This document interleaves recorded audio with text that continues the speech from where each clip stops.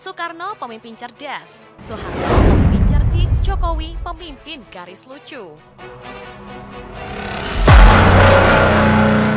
Pada zaman Soekarno, PKI dipakai untuk meredam pengaruh TNI Angkatan Darat dan Islam. Pada zaman Soeharto, PKI dipakai untuk meredam kritik kepada pemerintah. Pada zaman Jokowi, PKI justru dipakai untuk mengkritik pemerintah. Isu PKI selalu saja menghantui Indonesia, walaupun PKI ini sudah bubar lebih dari setengah abad lalu. Menariknya, Soekarno dan Jokowi selalu dituduh PKI, sedangkan Soeharto justru disetting menjadi pahlawan karena berhasil menghabisi PKI beserta 1,5 juta kroni-kroninya itu. Belum terhitung nasib sial puluhan ribu napi politik yang menjalani hukuman di Pulau Buru tanpa proses pengadilan.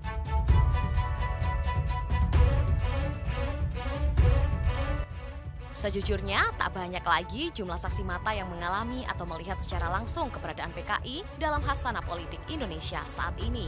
Menilai PKI hanya dari peristiwa Gestapo, gerakan 30 September 1965, tentu saja adalah sebuah kesesatan. Sebab siapa saja yang bermain pada peristiwa tersebut tetap masih kontroversi. Tapi yang jelas ada pihak yang dirugikan dan ada pula yang diuntungkan.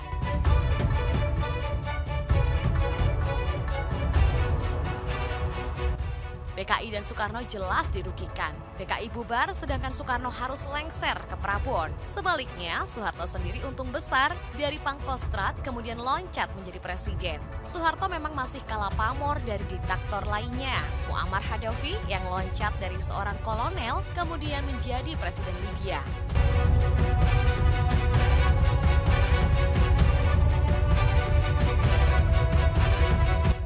Lucunya adalah nasib Jokowi yang tidak tahu benau dengan urusan PKI, tapi rugi bandar, namanya selalu dicatut musuh politiknya sebagai seorang PKI. Itulah kelucuan utama dari seorang Pak D. Coba dilihat di medsos dilihat, coba gambar di medsos, coba. Ini saya tunjukkan ya, ini ada di NID, itu ketua PKI. Dia pidato. Lah kok di dekatnya ada saya?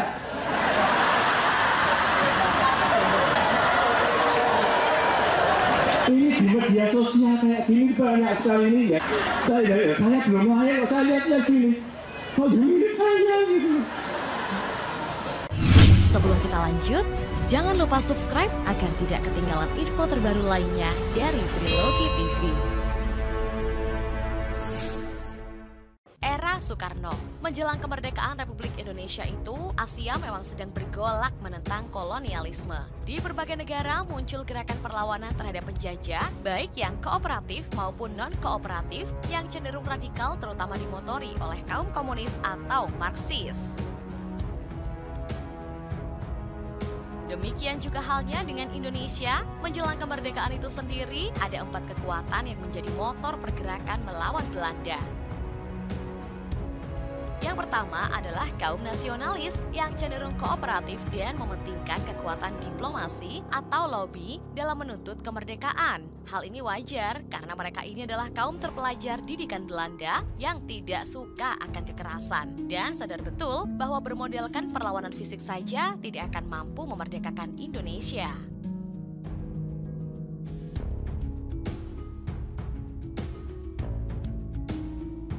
Yang kedua adalah komunis yang jelas non-kooperatif. Walaupun sipil, tetapi komunis sangat militan. Tulang punggungnya adalah kaum proletar seperti petani, buruh, dan anak muda yang cenderung radikal. Pada zaman kolonial itu, tentu saja PKI mendapat amunisi berlimpah dari kaum proletar ini.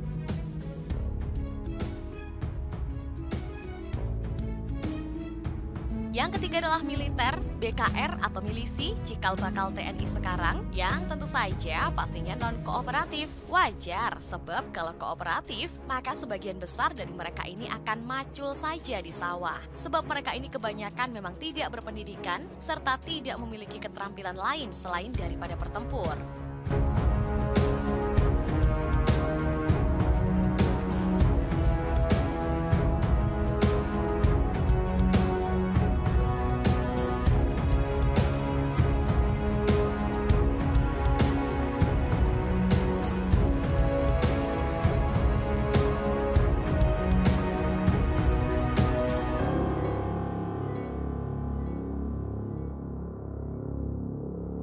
Yang keempat adalah kaum agama Islam. Kaum terpelajar umumnya bersikap kooperatif karena lebih mementingkan diplomasi. Sebagian lagi terutama pendukung Piagam Jakarta yang cenderung non-kooperatif dan militan karena tidak suka kepada penjajah kafir dan kaum nasionalis.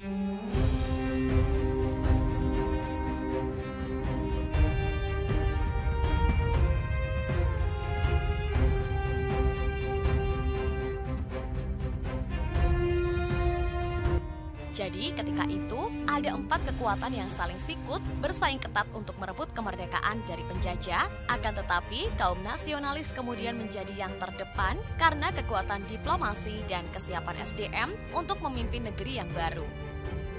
Untung tak dapat diraih, malang tak dapat ditolak. Pemuda nasionalis selalu menculik Soekarno dan Hatta untuk kemudian memproklamirkan kemerdekaan Republik Indonesia lewat tangan kaum nasionalis. Kaum Islam, PKI, dan TNI Angkatan Darat hanya bisa mengurut dada karena mati gaya. Mereka kacep kalah cepat dari kaum nasionalis. Lagi pula, siapa yang menyangka kalau Amerika Serikat ternyata punya bom atom lalu menjatuhkannya di Nagasaki dan Hiroshima. Tentara Jepang pun kemudian bertekuk lutut dan tiba-tiba saja Indonesia sudah merdeka oleh kaum nasionalis. Dan sejak kemerdekaan itu pula, kaum Islam, PKI, dan TNI Angkatan Darat sesungguhnya tak pernah menaruh hormat kepada Soekarno dan kaum nasionalis yang dianggap lemah jiwa karena mau berkompromi dengan Belanda atau sekutu. Kaum nasionalis itu pun ibarat parpol pada era reformasi sekarang ini. Banyak, namun terpecah-pecah dan sulit bersatu karena konflik kepentingan. Akibatnya, pemerintahan, kabinet parlementer pun jatuh bangun silih berganti karena Mosi tidak percaya di parlemen. Kaum Islam, PKI, dan TNI Angkatan Darat kemudian terpecah dua. Yang radikal non-kooperatif kemudian memanggul senjata dan samurai di daerah untuk memisahkan diri dari Republik Indonesia. Sedangkan yang moderat mencoba mengatur siasat untuk meraup suara di parlemen agar bisa berkuasa. Salah satunya dengan jalan menjatuhkan pemerintahan sipil kaum nasionalis yang lemah dan arogan. Kini, perang saudara pun sudah dimulai untuk menggantikan perang melawan kolonialisme asing. Musuh sesungguhnya tidak jelas lagi dan tersembunyi dalam berbagai intrik. Semua pihak saling mencurigai, ibarat api dalam sekam yang sewaktu-waktu bisa terbakar tanpa terkendali. Lucunya, semua dari unsur kekuatan itu tetap mencatut nama Soekarno sendiri sebagai kepala negara. Walaupun untuk sementara tentunya bisa dimaklumi sebab nama Soekarno masih sangat kuat sebagai simbol pemersatu rakyat.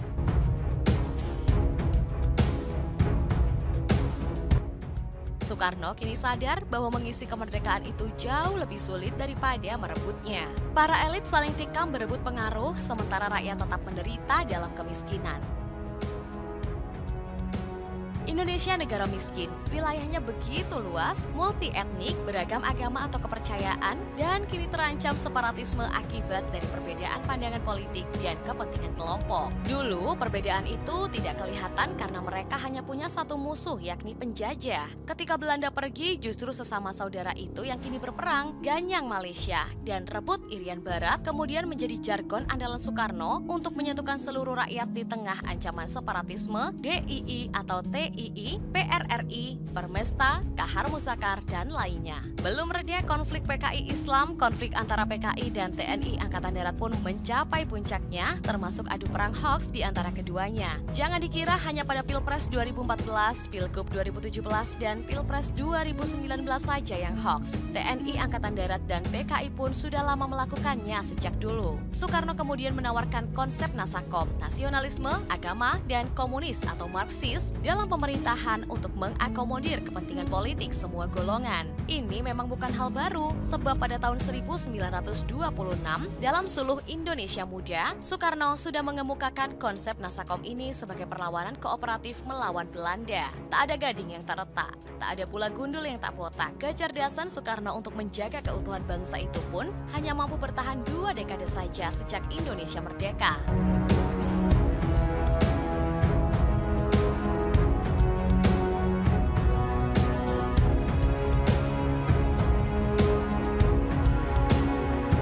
Gestapo pada 30 September 1965 kemudian mengoyak keutuhan bangsa. PKI dan genosida massal terhadap setengah juta orang-orang yang dituduh PKI kemudian menjadi titik balik perjalanan bangsa. Bak kisah babat tanah Jawi, sang ayah kemudian ditikam dengan keris oleh sang anak.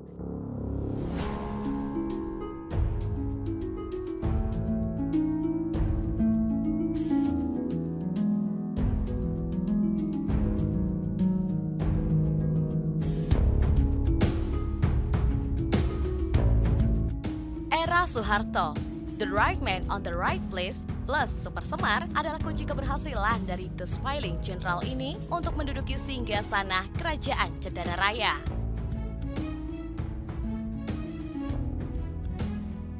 Jangan lupakan juga peranan Amerika Serikat di belakang layar setelah sebelumnya mereka ini gagal dalam edisi pemberontakan PRRI, pimpinan Kolonel Maludin Simbolon di Sumatera, dan Permesta, pimpinan Letkol Vence Semual di Sulawesi.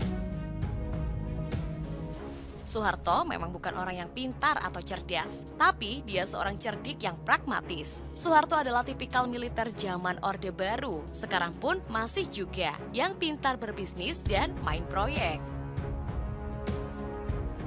Dia memang bukan militer pemikir dan ahli strategi tempur seperti TB Simatupang atau Nasution.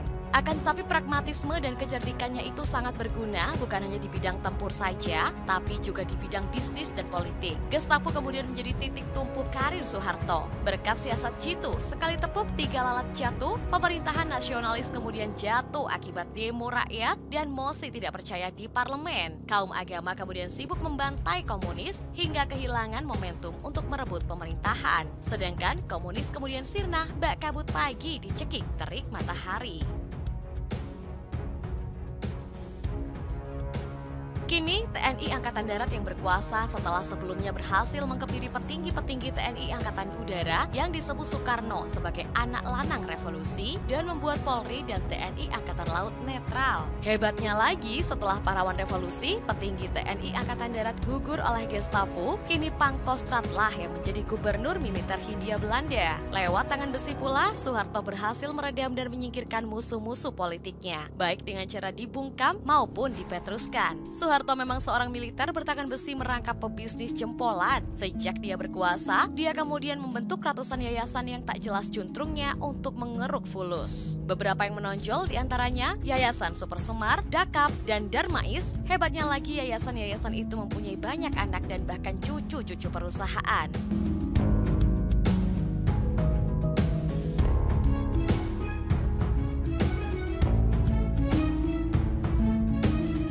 Salah satu penyebab tumbangnya Soeharto pada tahun 1998 lalu adalah karena rakyat sudah muak dengan korupsi Soeharto dan kroni-kroninya itu. Tidak ada makan siang yang gratis. Amerika Serikat diikuti Jerman Barat dan Jepang, kemudian kembali menjajah dan merampok Indonesia. Isi perut bumi Indonesia dikeruk dan dibawa ke luar negeri. Pembangunan Indonesia pun kemudian didominasi ketika penjajah itu. Sejarah kemudian dibelokkan, Soeharto dan kroni-kroninya kemudian mengultuskan PKI sebagai dedemit, hantu, genderuwo, kuntilanak untuk menakut-nakuti rakyatnya sendiri.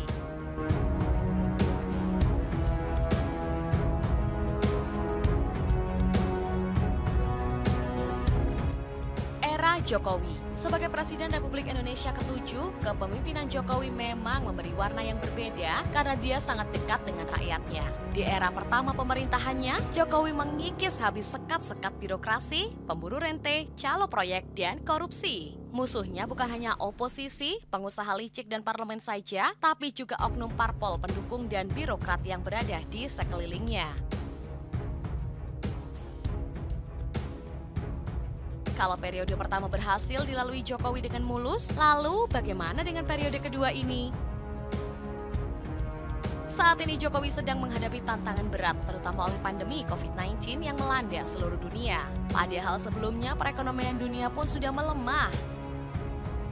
Dalam pandangan subjektif penulis, Kabinet Jilid 2 Jokowi ini tidaklah sesolid Kabinet Jilid 1. Untungnya kinerja Menteri BUMN jauh melampaui pendahulunya itu, tapi sayangnya revolusi mental di seluruh BUMN itu terlambat dilakukan karena saat ini ekonomi dunia sedang babak belur. Sama seperti Soekarno dan Soeharto, Jokowi adalah pemimpin yang getol membangun lewat utang. Ya, pastinya lewat utang karena kas negara cekak. Pembedanya adalah kalau Soekarno dan Soeharto fokus membangun Jawa saja, maka Jokowi getol membangun daerah-daerah yang selama ini terabaikan. Dulu Soekarno terpaksa mengandalkan Uni Soviet atau Rusia karena Republik Indonesia diembargo Amerika. Sebaliknya, Soeharto justru mengandalkan Barat sedangkan Jokowi membuka peluang dengan Cina.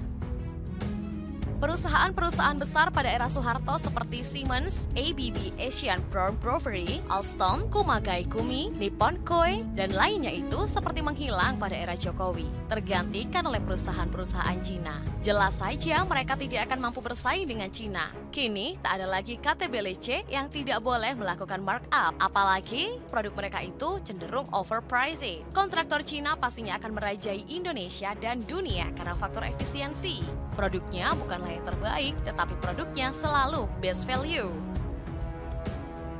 Dulu Soekarno tetap ngotot merebut Irian Barat walaupun Belanda protes karena bahasa dan warna kulit orang Papua tidak sama dengan Soekarno. Soeharto kemudian melakukan DOM, daerah operasi militer di Papua untuk menjahit mulut atau membungkam warga. Sementara isi perut bumi dan hutan Papua dibabat habis oleh kaum kapitalis. Jokowi kemudian datang membebaskan Freeport dan membangun Trans Papua. Tapi dia pun tetap dihujat oleh orang Papua sendiri. Rupanya jahitan di mulut itu sudah terlepas. Jokowi katanya musuh Islam, padahal pada zaman Soeharto terjadi pembantaian pada umat Islam seperti pada tragedi Tanjung Priok tahun 1984. Pembantaian umat di Talangsari, Lampung pada tahun 1989, pembantaian umat pada Pokan Haur Koneng Majalengka tahun 1993, DOM di Aceh tahun 1989 hingga 1998, dan ribuan kasus orang yang dipetruskan. Lucunya, pihak-pihak yang menuduh tahu betul peristiwa pembantaian itu dan mereka diam saja. Jokowi katanya pendukung LGBT, padahal pada kabinet Soeharto dulu ada seorang menteri homo dan Soeharto pun tetap mendukungnya karena kinerjanya pun baik. Seharusnya memang begitu. Seseorang itu dinilai dari kinerjanya, bukan dari orientasi seksualnya. Tapi penuduh Jokowi itu tidak berani berkata begitu kepada Soeharto. Apalagi menteri itu suka mengancam stafnya yang tidak becus bekerja dengan berkata, "Jangan main-main sama saya, nanti tak mainin." Jadi Jokowi memang termasuk bernasib sial, dituduh PKI, antek asing, aseng, musuh Islam, tukang utang, pendukung LGBT, dan lain sebagainya yang tidak ada relevansinya dengan kinerjanya. Tapi para hatersnya mengatakan bahwa itu bukan ujaran kebencian, melainkan kritik. Kritik itu perlu dan sudah seharusnya supaya pemerintahan berjalan pada jalur yang benar dengan kecepatan yang sudah ditentukan. Akan tetapi, kritik dilakukan dengan data dan usulan solusi tanpa menyerang pribadi seseorang. Dan satu lagi, tetaplah harus etis, beradab, dan tak berujung fitnah. Jujur saja, ekspektasi penulis kepada Jokowi pada periode 2 ini tidaklah sebesar periode 1 lalu. Akan tetapi, sebagai seorang warga negara yang baik, haruslah tetap hormat, mendukung, dan mendoakan pemimpinnya sendiri. Kalau tidak kita sadari, lantas siapa lagi yang akan melakukannya? Prinsip dan pilihan boleh berbeda, akan tetapi nasionalisme harus tetap dipertahankan. Tunggulah 2024.